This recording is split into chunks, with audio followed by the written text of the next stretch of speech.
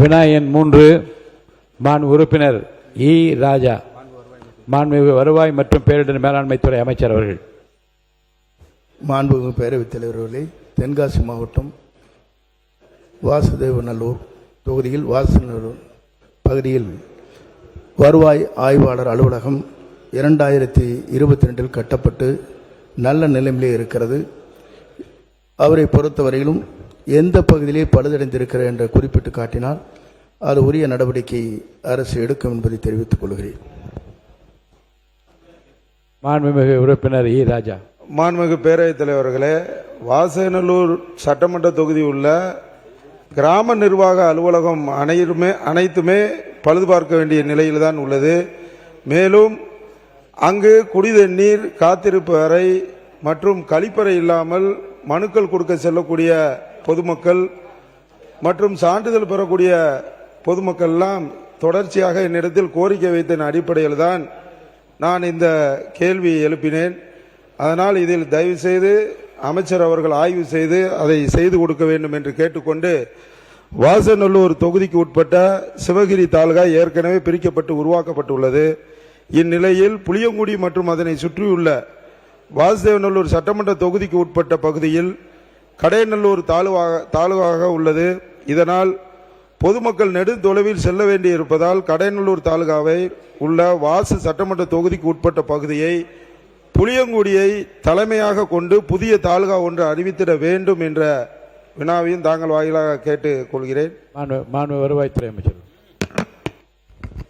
மாண்பு பேரவைத் தலைவர் அவர்களே, மாண்பு உறுப்பினர்கள் குறிப்பிடுகிற போது அவருடைய தொகுதியில் இருக்கிற நிர்வாக அலுவலர்களுடைய அலுவலகம் சரியாக இல்லை என்று குறிப்பிட்டார்கள். எந்தெந்த பகுதியில் சரியாக இல்லை என்பதை அரசு ஆய்வு செய்து அதற்கான உரிய நடவடிக்கை மேற்கொள்ளும். நம்முடைய தமிழக முதலமைச்சர் பொறுப்பேற்றதற்கு பிறகுதான் வருவாய்த்துறையில் இருக்கின்ற நிர்வாக அலுவலர் அலுவலகத்தில் கழிப்பிட வசதி இன்று வரையிலும் இல்லை. அதற்காக உடனடியாக நடவடிக்கை மேற்கொள்ள வேண்டும் என்றுதான் 1646 நிர்வாக அலுவலர் அத்தனை இடங்களுக்கும் கழிப்பிட வசதிகளை செய்வதற்காக உத்தரவை வழங்கி இருக்கிறார் என்பதை மகிழ்ச்சியோடு நான் தெரிவித்துக் கொள்கிறேன். குடிநீரை பொறுத்தவரை எல்லா இடத்திலும் சரியான முறையில் இது வழங்குவதற்கும் நடவடிக்கை மேற்கொள்ளப்படும். வட்டத்தை பிரிக்க வேண்டும் என்று நீங்கள் குறிப்பிட்டீர்கள். நம்முடைய மக்கள் ஜனத்தொகை இங்கே கணக்கெடுப்பு நடைபெற்றுக் கொண்டிருக்கிறது.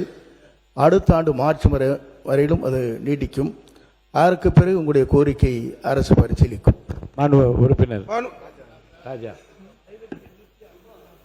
1646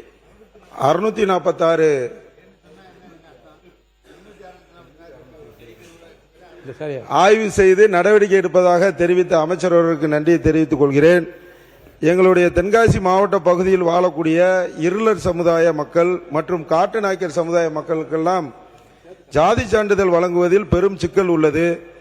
எனவே அவர்களுக்கு எளிய முறையில் சாதி சான்றிதழ் வழங்குவதற்கான பணிகளை மேற்கொள்ள வேண்டும். அதே போல வீரகோடி வெள்ளாளர் சமுதாய சான்றிதழ் என்பது விருதுநகர் மாவட்டத்தில் வழங்குகிறார்கள். ஆனால் தென்காசி மாவட்டத்தில் சைவ வேளாளர் என்றுதான் வழங்குகிறார்கள். வீரகோடி வெள்ளாளர் சமுதாய மக்கள் வாழ்ந்து கொண்டு இருக்கிறார்கள். அவர்களுடைய பூர்வீகர்கள்லாம் எல்லாருமே ஜாதி சான்று வச்சிருக்காங்க. அவங்களுக்கு அந்த ஜாதி சான்றிதழ் வழங்க வேண்டும் என்பதையும், மற்றும் தெலுங்கு பட்டி செட்டி என்று ஜாதி சான்றிதழ் வழங்க வேண்டும். ஏன்னா அவங்களுக்கு அந்த ஜாதி சான்றிதழ் வழங்கினால பிசியில் ஓசியில் இருக்காங்க, அந்த பிற்படுத்தோர் மீண்டும் பிற்படுத்தப்பட்டோர் பட்டியலில் சேர்க்கணும் அப்படிங்கிறது அவங்களோட கோரிக்கை. இது விட என்ன பெரிய பிரச்சனைனா, அந்த நம்மளுடைய காட்டு நாய்க்கர் சமுதாயத்துக்கு கடந்த ஆட்சியில் ஆய்வு செய்து வந்தபோது அவர்களுக்கு அந்த மொழி அவங்க யூஸ் பண்ணுது அந்த வார்த்தையெல்லாம் மாறுது, உணவு மாறுது என்று சொல்லி அதை வழங்காமல் இருந்தாங்க. அதை மூல வினாவுக்கு தொடர்புடைய கேள்வியில கேளுங்க. நீங்க தொகுதியா இல்ல ரெவன்யூ சம்பந்தப்பட்ட இந்த கேள்விக்கு சம்பந்தம் இல்ல. இந்த பாருங்க, மூல வினா நீங்க என்ன கேட்டீங்க? கிராம நிர்வாக அலுவலர் மற்றும் வருவாய் அலுவலர் அது மாதிரி கட்டடங்களை பத்தி நீங்க வருவாய்த்துறை சார்ந்த அதை தான் நீங்க பேசணுமே தவிர ஜாதி சான்றிதழ் போனீங்கன்னா இல்ல. அதை பற்றி நிறைய விவரங்கள்லாம் நம்ம சேகரிக்க வேண்டியது இருக்குது. மாண்புமிகு வருவாய்த்துறை அமைச்சர் அவர்கள். மாண்பு பேரவைத் தலைவர் அவர்களே, ஜாதி சான்றிதழை பொறுத்தவரையிலும் 2-3 பிரச்சனைகள் இருக்கிறது. குறும்பர் நாக்கியர் என்று, அதே போல மலை வாழ்கிற நாக்கிய பெருமக்கள் என்று 2 இருக்கிறது. ஆகவே இதுபோன்ற நிலைகளை மனதில் வைத்துத்தான் அரசு அதற்கான பரிந்துரையை மத்திய அரசிற்கு அனுப்பியிருக்கிறது. ஆகவே மத்திய அரசுடைய அனுமதி பெற்றதற்கு பிறகு இதுபோன்ற சாதி சான்றுகளை வழங்குவதற்கு வருவாய்த்துறையின் மூலமாக மத்திய அரசு அனுமதித்தால் நடவடிக்கை மேற்கொள்ளப்படும். மாண்பு உறுப்பினர் சத்யபாமா அவர்கள். மாண்புமிகு பேரவைத் தலைவர் அவர்களே, எனது திருப்பூர் வடக்கு மாவட்டத்தில் குமார் நகர் மாநகராட்சி மேல்நிலைப்பள்ளி அமைந்துள்ளது. இங்கே சுமார் 1475 குழந்தைகள் பயின்று வருகின்றனர். அந்த பள்ளிக்கு அருகாமையில் டான்சி நிலம் அமைந்துள்ளது. அந்த நிலத்தை அந்த பள்ளிக்கு அந்த இடப்பற்றாக்குறை இருப்பதால் அந்த டான்சி நிலத்தை வருவாய்த்துறையின் மூலமாக நிலமாற்றம் செய்யப்படுமா என்பதை பேரவைத் தலைவர் வாயிலாக மாண்புமிகு அமைச்சர் அவர்களை கேட்டுக்கொள்கின்றேன். வருவாய்த்துறை அமைச்சர். மாண்பு பேரவைத் தலைவர்களே, வருவாய்த்துறையின் மூலமாக டான்சி நிலத்தை அவர்கள் பயன்படுத்தவில்லை என்று சொன்னால் அவரோடு பேசி அதற்கு பிறகு அதை பற்றி அரசு பரிசீலித்து நடவடிக்கை மேற்கொள்ளும். வசந்தம் கார்த்திகேயன் அவர்கள். மாண்புமிகு பேரவைத் தலைவர் அவர்களே, ரிஷிவந்தியம் தொகுதிக்குட்பட்ட 60 ஊராட்சிகளை கொண்ட பெரிய வட்டமாக இருக்கிறது. அது வானாபுரம் என்று ஒரு வட்டம் பிரிக்கப்பட்டிருக்கின்றது. அதிலே ரிஷிவந்தியத்தை தலைமையிடமாக கொண்டு ஒரு 30 ஊராட்சிகள் 40 ஊராட்சிகளை ஒருங்கிணைத்து ஒரு வட்டத்தை அமைத்தால் அங்குள்ளவர்கள் எளிதாக சென்று வருவதற்கு பெரிய வசதியாக இருக்கும் என்றும், அதேபோல் எங்கள் மாவட்டத்திலே மாவட்ட ஆட்சியர் அலுவலகம் இருக்கிறது. அங்கே மாவட்ட ஆட்சியர் குடியிருப்பு வளாகம் இன்னும் கட்டப்படவில்லை. இவை இரண்டையும் செய்து தருவாரா என்று பேரவைத் தலைவர் வாயிலாக மாண்புமிகு அமைச்சர் அவர்களை கேட்டுக்கொள்கிறேன். வருவாய்த்துறை அமைச்சர். மாண்பு பேரவைத் தலைவர்களே, நம்முடைய சட்டமன்ற உறுப்பினர் கேட்டதற்கிணங்க இதற்கு முன்னால் நம்முடைய சட்டமன்ற உறுப்பினரும் வட்டங்களை பிரிக்க வேண்டும் என்பதுதான் நம்முடைய நீண்ட தொலைநோக்கிலிருந்து மக்கள் வருகிறார் என்று குறிப்பிட்டார்கள். இதை பொறுத்தவரை அடுத்த ஆண்டு மார்ச் மாதத்திற்கு பிறகு எந்தெந்த பகுதியிலே வட்டங்களை பிரிக்க வேண்டுமோ கோட்டங்களை பிரிக்க வேண்டுமோ அதற்கான நடவடிக்கை அரசு துரிதமாக எடுக்கும் என்பதை தெரிவித்துக் கொள்கிறேன்.